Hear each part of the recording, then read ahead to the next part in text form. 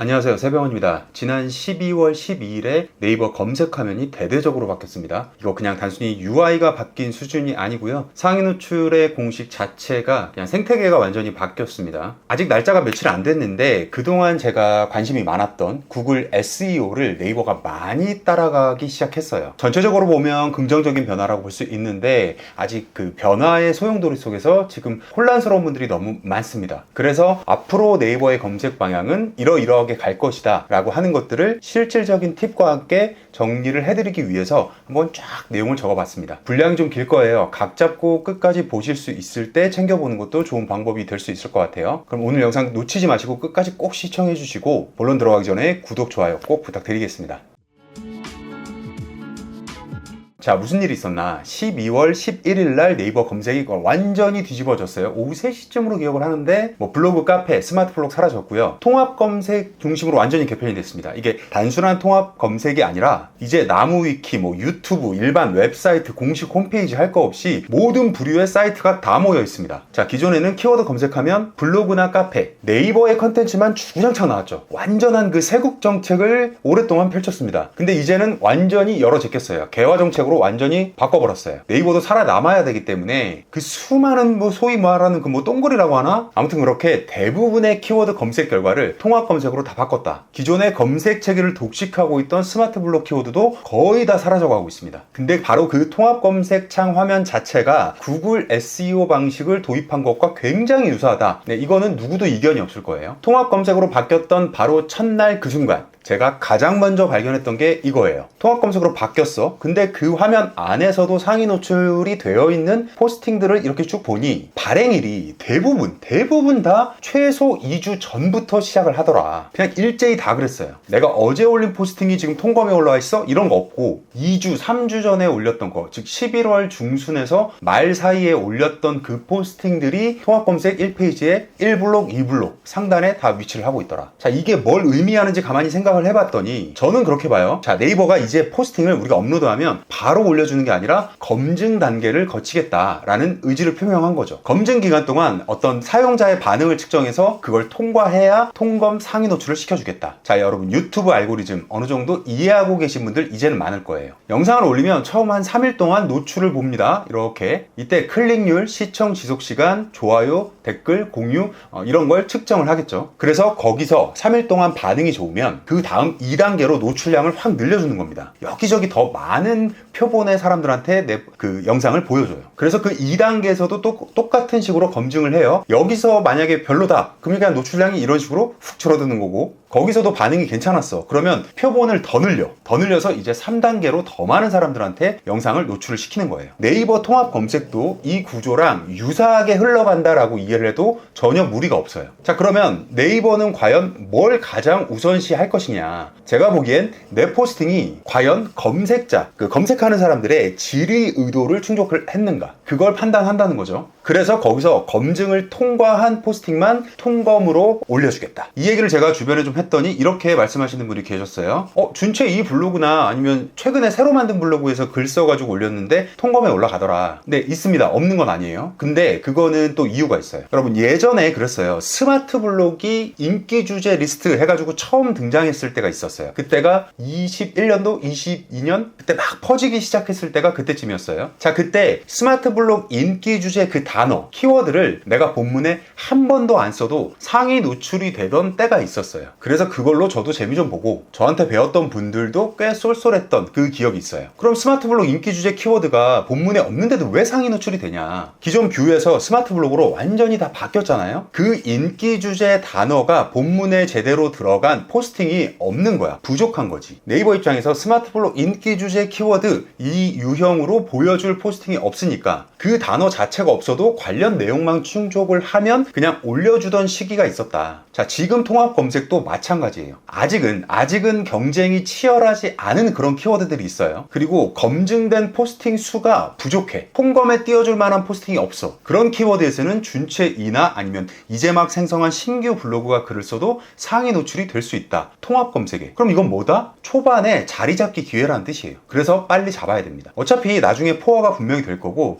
그때 가선 이제 끝이에요. 근데 이 검증이 일종의 테스트일 수도 있겠다라는 생각도 듭니다. 이번에 완전히 바뀌어버렸는데 이 이걸 네이버가 서서히 준비를 했겠지만 모든 사용자들한테 완전히 오픈을 한 건 어쨌든 며칠 안 됐기 때문에 오류도 잡고 사용자 반응도 봐야 되고 피드백도 받아야 되고 할 게 많단 말이에요. 그렇게 서서히 자리를 잡으면서 안정화를 거치게 되면 나중에는 제가 지금 2주라고 말씀드렸던 이 검증 시간이 대폭 줄어들지 않을까 그런 생각도 해봅니다. 생각해봐요. 진짜 우리가 계속 업로드했는데 2주의 검증 기간을 거치고 나서야 통합 검색이 올라갈 수 있다. 그럼 누가 포스팅을 하고 싶겠습니까? 시시각각 진짜 다양한 화두거리가 쏟아지는 이 바쁜 시대에 무려 2주의 검증 시간을 계속 가져간다? 네, 이건 어려울 거예요. 자, 이제 핵심입니다. 네이버는 우리의 글을 읽지 않습니다. 구조를 봅니다. 감동적인 문장 열심히 썼어? 그거 SEO에 아무 의미가 없다. 네이버는 과거 단순 코드 방식으로 알고리즘으로 구현하던 검색 생태계를 이제는 뭘로 바꾸고 있죠? 완전한 통합형 AI로 시대를 전환시키고 있단 말이죠. 그 말은 뭐야? AI한테 솔직히 말하면 우리 포스팅 잘 보여야 돼요. 그럼 그 AI는 우리의 글을 과연 사람처럼 읽고 맥락을 다 파악하는 식으로 상위 노출 여부를 결정할까요? 물론 그 맥락을 파악하는 로직도 들어가 있지만 그거보다 더 먼저 앞서서 더 중요한 건 HTML 태그 구조라는 게 있어요. 그걸 통해서 우리 글의 논리 정연함을 파악을 합니다. 그래서 글의 구조가 중요해졌다. 더더욱 중요해졌다. 그럼 글의 구조 어떻게 짜야 하는가? 간단합니다. 여러분, 책을 쓴다고 생각해 보세요. 물론 모두가 책을 써본 건 아니라서 모르겠지만 책을 읽어는 봤잖아요. 누구나. 우리가 책을 읽으면 제일 먼저 목차를 보는 경우가 많죠. 목차에 적혀 있는 대주제, 소주제 이런 제목들, 단어들, 표현들이 있단 말이죠. 그걸 그대로 본문 안에 써내려간다. 제목을 잡고 대주제를 잡아요. 대주제 아래 소주제로 이렇게 세부 내용을 전개해 간다. 구조화를 시킨다는 말씀을 드리는 겁니다. 어렵지 않죠? 여기 제가 제목을 페이지당 반드시 1개만 이라고 적어놓은 이유가 뭐냐면 왜 우리가 포스팅 보다 보면 포스팅의 제목을 최상단에 그대로 복사 붙여넣기 하는 경우가 굉장히 많을 겁니다. 그거 하시는 분들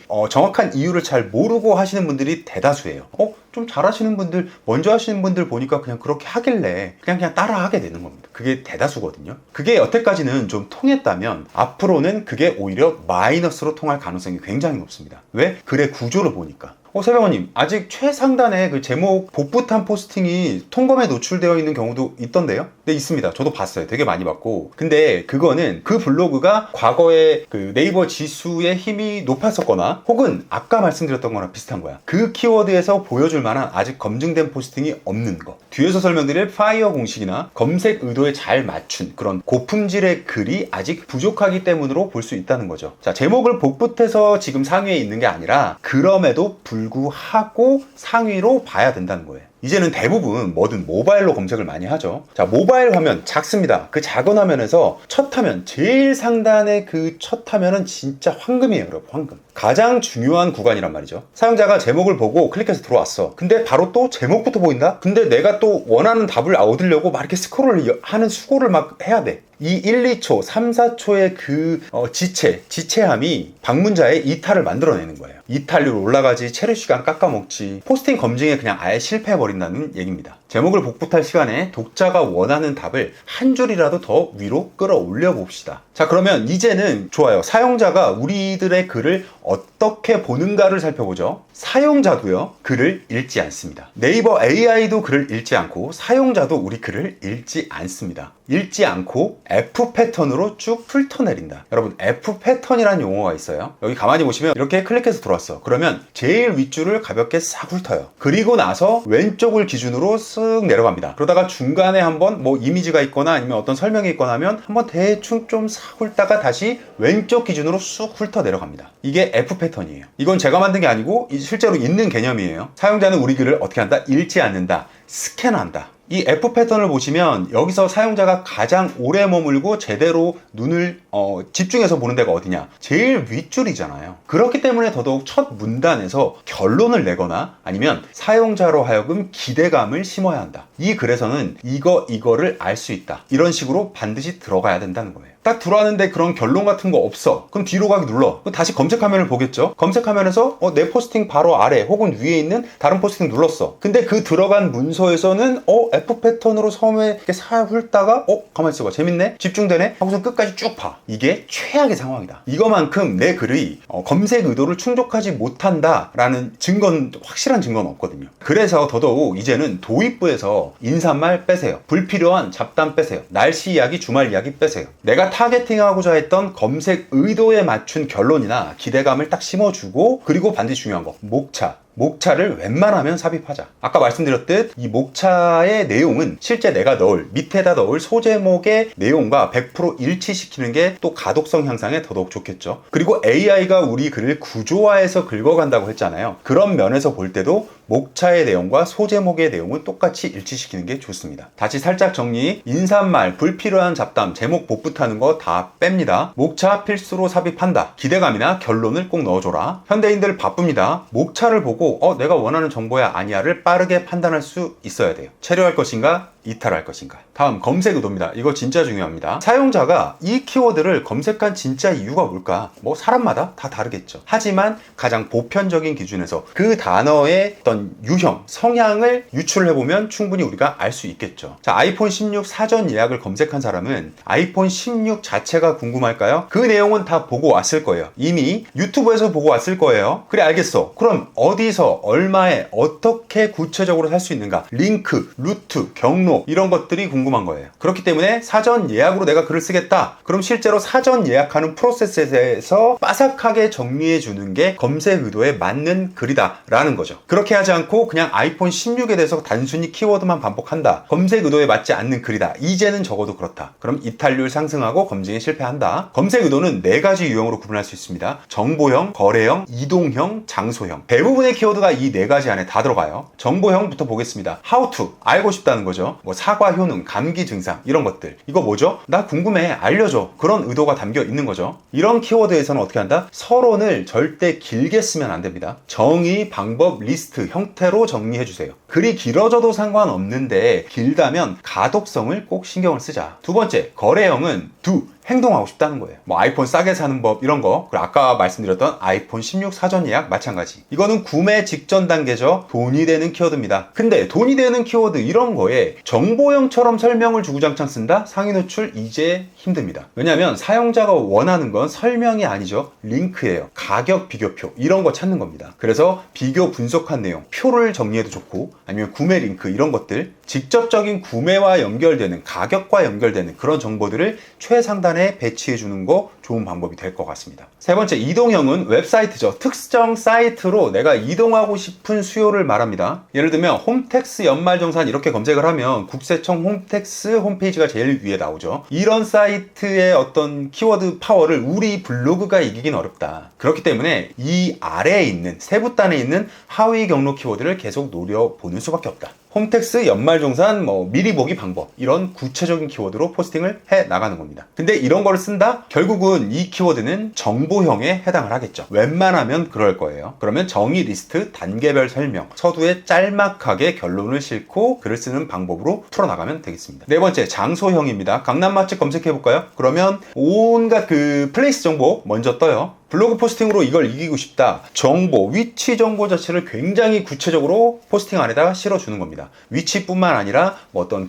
플레이스에서 뽑아낼 수 있는 정보들, 사용자들이 궁금해하는 정보들, 주차, 영업시간 여러 가지 있겠죠. 그런 것들을 빠삭하게 일목요연하게 정리를 해주는 겁니다. 검색 의도 4가지 유형에서 가장 중요한 건 뭐냐? 정보형 키워드를 쓰는데 거래형의 형식으로 쓰는 거, 거래형을 쓰는데 정보형처럼 쓰는 것, 이걸 주의해야 된다고 말씀을 드리는 겁니다. 예를 들어볼까요? 최고의 노트북이라고 누가 검색을 한다고 칩시다. 그럼 이때 그 사람이 원하는 건 뭡니까? 최고의 기준이란 사람 없어요. 그런 거 없어. 사람마다 다 다르죠. 자, 그렇기 때문에 그럴 때는 최신 노트북 목록을 일목요연하게 정리해서 보여주거나 연령별, 목적별, 가격별로 이렇게 구분을 해서 각 브랜드의 대표 제품을 하나씩 추천할 수 있겠죠. 과거에는 이렇게 쓰는 포스팅들이 많았습니다. 최고의 노트북은 바로 당신이 선택하는 제품이죠. 답이 없어요. 사람마다 최고의 기준이 다르니까요. 자, 이렇게만 쓰고 끝냈어. 방금 말씀드렸던 그런 구체적인 비교 없이. 그러면 이제는 검색 의도 충족에 실패한 포스팅이 된다는 얘기예요. 사람들이 원하는 건 그런 말이 아니잖아요. 다음, EEAT, 컨텐츠 품질의 기준에 대해서 설명드릴게요. 먼저 경험, 실제 경험 기반의 스토리가 있어야 됩니다. 과거에도 그랬어요. 근데 더 중요해졌어요. 내가 직접 사용해보니, 몇 달 동안 이렇게 저렇게 실제로 써보니 네이버의 내돈내산 포스팅 우대가 바로 그 증거입니다. 예를 들어볼게요. LG 그램을 쓰는데 가볍고 배터리가 확실히 오래가요. 이거 틀린 건 아니죠. 근데 경험이 굉장히 약합니다. LG 그램을 매일 쓰는데요. 엊그제도 스타벅스 스타벅스에서 4시간 내내 일을 했는데 배터리가 40% 남아있더라고요. 이게 진짜 경험이라고 볼 수 있어요. 되게 구체적이죠. 다음, 전문성은 전문적인 지식을 쓰고 있는가, 담겨 있는가, 그리고 전문적인 어휘로 표현을 하고 있는가. 어휘로 표현한다. 전문적인 어휘로. 내가 렌즈 리뷰를 합니다. 근데 이렇게 풀 수가 있을 거예요. 이 렌즈로 여친 찍어줬는데 배경이 뽀샤시하게 잘 날아가서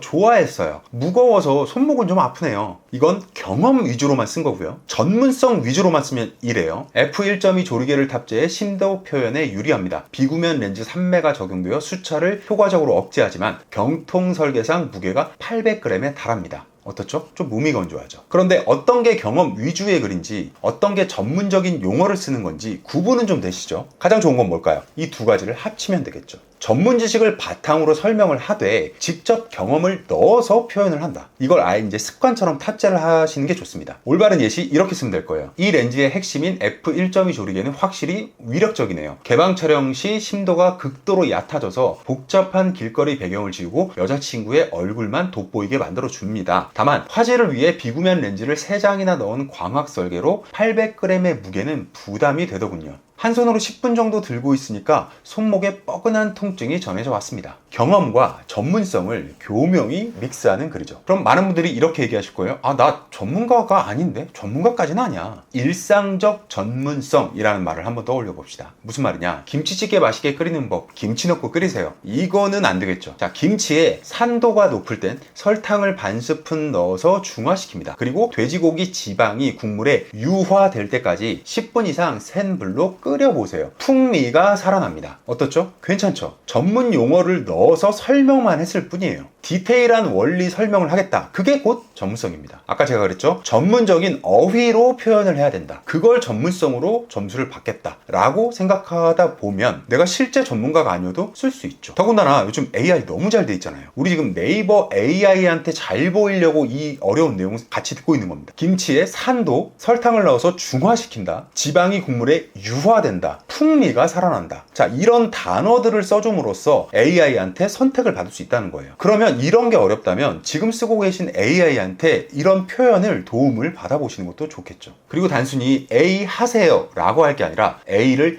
해야 하는 이유는 B이기 때문입니다 라는 식으로 인과관계를 설명하는 습관을 드립니다. 원리와 이유, 그리고 어떤 당위성, 이 당위성에 검색자들이 공감을 하게 되면, 그리고 설득이 되면 그게 바로 전문가입니다. 어렵게 생각할 필요 없습니다. 자, 이걸 쉽게 외울 수 있는 공식을 제가 알려드릴게요. FIRE, 이름하여 FIRE, Fact, Interpretation, Real Experience. 팩트, 정확한 스펙과 수치로 말하되, Interpretation, 왜, 어떻게를 해석을 해주세요. 그리고 Real Experience, 찐 경험 디테일을 섞는다. 줄여서 FIRE, Fire, 내 글이 불타고 있는가. 이건 참고로 마케팅 용어 아닙니다. 제가 만든 거예요. 여러분들 이해하시고 외우시기 쉽게. 앞으로 글을 쓰실 때 내 글이 fire 하고 있는가를 떠올려 보시면 무슨 말인지 바로 딱 머릿속에 탑재가 되겠죠. 누구나 쓸 수 있는 뻔한 문장으로 쓸 것이냐, 아니면 FIRE 공식을 적용해서 이렇게 앞으로 바뀐 검색 동향에 대응할 수 있는 글쓰기를 할 것이냐. 다음, 권위성입니다. 권위성은 너 누군데? 너 전문가야? 이 질문에 대한 답을 해준다. 간단해요. 내가 주로 다루는 주제랑 직접적인 관련이 깊은 포스팅을 최소한 20-30개는 쌓아가보자. 그러면 네이버 AI가 그러죠. 이 블로그는 최소한 이 분야만큼은 전문이라고 인식을 시켜줄 수 있다. 아이폰 전문 블로그로 탄생하고 싶다. 아이폰 16 사전 예약, 색상, 케이스 추천, 아이폰 16대 갤럭시, 배터리 절약법, 이런 식으로 계속 토픽 클러스터를 쌓아간다. 제가 평상시에 굉장히 중요하다고 항상 강조했던 쉽게 시리즈물, 그 시리즈 발행이 더더더 중요해졌습니다. 네 번째, 신뢰성입니다. 신뢰성은 너 그래서 그 말 내가 믿을 수 있어? 이 질문에 대한 답을 주는 거예요. 어떤 정해진 명확한 팩트에 대해서 그 팩트에 대한 뇌피셜을 풀면 안 돼요. AI가 얼마나 많은 문서를 쉽게 판독을 해요. 정해진 팩트, 규칙에 대해서 내가 틀리게 썼어. 그럼 그거 못 잡아낼까요? 굉장히 잘 잡아내겠죠. 그래서 앞으로 이런 팩트에 대해서 정확하게 풀 때는 이런 식으로 하는 거예요. 내가 예를 들면 당뇨에 관한 글을 써. 그러면 미국 당뇨협회에 따르면 이렇게 하면서 실제로 그 해당 사이트를 캡처를 하거나 그 해당 사이트에 링크를 넣어보세요. 본문에. 서희방님, 그 아웃바운드 링크 그거 넣어도 돼요? 네이버 싫어하잖아요. 자, 그랬죠. 과거에는 아웃바운드 링크를 네이버가 무지하게 싫어했죠. 노골적으로 티가 났고. 근데 지금 한번 네이버 보세요. 블로그나 카페 그 자사 콘텐츠만 완전히 우대하던 쇄국 정책을 오랫동안 펼쳤잖아요. 근데 이제 어때요? 공식 홈페이지, 웹사이트, 커뮤니티, 나무, 위키, 뭐 유튜브까지 뭐 그냥 외부 콘텐츠를 대거 수용하는 개항 정책으로 완전히 바뀌었단 말이죠. 이렇게 완전히 옷을 갈아입었는데 출처에 정확히 맞는 아웃바운드 링크 넣었다고 해서 과연 그걸 필터링을 할 것인가? 신뢰할 수 있는 소스를 인용한 거예요. 이제 버려야 할 습관들을 정리해보죠. 키워드 반복 횟수를 지키겠다. 3회 넣는다, 5회 넣는다, 10회 넣는다. 이제 그거 의미 없습니다. 참고로 구글에서 2018년도에 BERT라는 양방향 자연어 처리 모델을 발표한 적이 있었어요. AI가 맥락을 아주 쉽게 읽어낸다는 거예요. 단순 키워드의 반복이 아니라 여러 가지 연관된 단어를 많이 써야 되는 배경이기도 해요. 여기 영상 보시면 제가 핀셋 키워드에 대해서 굉장히 강조한 사람이에요. 저만큼 이걸 강조한 사람이 없단 말이죠. 그 핀셋 키워드가 뭐냐, 결국은 내가 쓰려는 메인 키워드에서 파생되는 얘를 보강해 줄 수 있는 내 주장이나 내 후기를 더 풍성하게 해줄 수 있는 다양한 어휘를 쓴다는 의미거든요. 그 어휘를 통해서 AI가 맥락을 이해를 한다. 그렇기 때문에 키워드를 몇 번 반복한다, 이런 거 그냥 버려라. 그냥 잊고 쓰는 게 좋은 방법인 것 같아요. 감기 빨리 낫는 법을 쓰겠다. 본문에 규칙적으로 하나, 둘, 셋, 넷, 다섯 이렇게 넣는 거 하지 마라. 몸살 기운 없애기, 독한 기침을 멈추는 노하우, 이런 식으로 자연스럽게 유의어 그리고 비슷한 표현들을 계속 섞어내야 돼요. 그래야 글쓰기가 자연스러워질 겁니다. 사람한테 직접 설명한다고 한번 생각해 보세요. 그게 제일 쉬워요. 감기 빨리 낫는 법은요 하면서 규칙적으로 우리가 키워드를, 그 말을 반복하면서, 똑같은 말을 반복하면서 설명하진 않는단 말이에요. 다른 것보다 면역력을 끌어올려야 돼. 약은 먹었어? 야, 기침 멈춰도 항생제는 계속 먹어야 돼. 뭐 이런 표현들 있잖아요. 실제로 그 말을 하면서 쓰는 단어들. 야, 감기 빨리 낫는 법은 약을 챙겨 먹어야 되고, 감기 빨리 낫는 법은 면역력을 올려야 돼. 누가 이렇게 설명합니까? 내가 누군가한테 말로 설명한다 라고 생각해보면 이 내용이 이해가 좀 쉬우실 거예요. 정해진 글자 수를 맞추는 것도 이제 버려야 됩니다. 그냥 검색 의도에 맞게 쓰면 돼요. 검색 의도에. IP 주소 확인, 뭐 이런 단순한 정보를 알고 싶은 그런 키워드에서 주구장창 길게 글을 그냥 억지로 느린다. 그건 과거의 방식이고요. 이제 깔끔하게 두 갈씨로 정보 그냥 딱 메뉴에 이렇게 하면 볼 수 있다 딱 실어주고, 그리고 나서 기본적인 체류 시간을 위해서 밑에다가 살짝의 부가 정보만 넣어주는 그런 방식을 취해보는 거예요. 그리고 나서 부가적으로 두 번째, 세 번째 포스팅에서 내 IP가 바뀌는 이유, 공인 IP와 사설 IP의 차이점 정리, IP 주소를 바꾸는 방법, 이런 식으로 계속 시리즈를 이어가요. 그게 바로 토픽 클러스터입니다. 아까 말씀드렸던. 세 번째는 아까 계속 강조했던 거, 제목을 도입부에 복붙하는 거, 이제 안 좋습니다. 안 좋아요. 굉장히 많은 내용을 말씀드렸는데 이게 몸에 완전히 체화되려면 시간이 많이 걸릴 겁니다. 그래서 그때까지는 스스로 체크리스트를 만들어서 글쓰기를 하시는 것도 좋을 것 같습니다. 첫 번째, 검색 의도를 파악을 했는가? 키워드의 검색 의도를 반드시 떠올리고 포스팅 하셔야 되고요. 자, 두 번째, 첫 문단에서 핵심을 정확히 짚었는가? 이 포스팅의 기대감을 정확하게 제시를 했는가? 또 불필요한 인사말을 하고 있진 않은가? 또 불필요한 제목을 복붙하고 있진 않은가? 세 번째, 목차는 가급적 넣는 게 좋고, 넣는다면 소제목과 100% 일치시켜라. 네 번째, 제목, 대주제, 소주제 이렇게 조금씩 내려가는 계단식 구조로 포스팅을 구조화한다. 다섯 번째, 파이어 공식 지켰는가? 여섯 번째, 유의어와 연관어, 다양한 표현들을 풍부하게 썼는가? 일곱 번째, 외부 기관이나 어떤 다른 사람의 말이나 주장, 팩트 이런 것들을 가져왔다면 출처를 정확하게 명시를 했는가? 외부 링크는 한번 활용해 보고 있는가? 여덟 번째, 또 강조하죠. 제목 복붙 안 했는가? 정리하겠습니다. 이렇게 완전히 뒤바뀐 통합 검색에 어떻게 대응하면 좋을지 한번 쭉 정리를 해봤어요. 근데 사실 이 정리한 내용들이 기존에도 다 있던 겁니다. 이미 구글 SEO에서는 이 방식들을 이용해서 좋은 문서들을 걸러내고 있었고, 그리고 저도 글을 쓸 때 항상 이 오늘 말씀드렸던 이 규칙들을 최대한 지키면서 쓰려고 하는 사람 중에 하나였고, 그러다 보니까 이렇게 긴 영상이지만 짧은 시간 동안 정리를 해서 말씀드릴 수 있었던 거예요. 물론 네이버는 네이버의 방식대로 조금씩 다른 부분들은 있을 겁니다. 그런 작은 세세한 것들, 그런 것들은 이제 점점 더 저도 적응을 해 가면서 하나하나씩 파악을 해서 그때그때 또 다른 영상으로 전달을 드리겠습니다. 감사합니다. 저는 세병원이었고요. 긴 영상이었습니다. 시청해주신 분들 너무너무 감사합니다.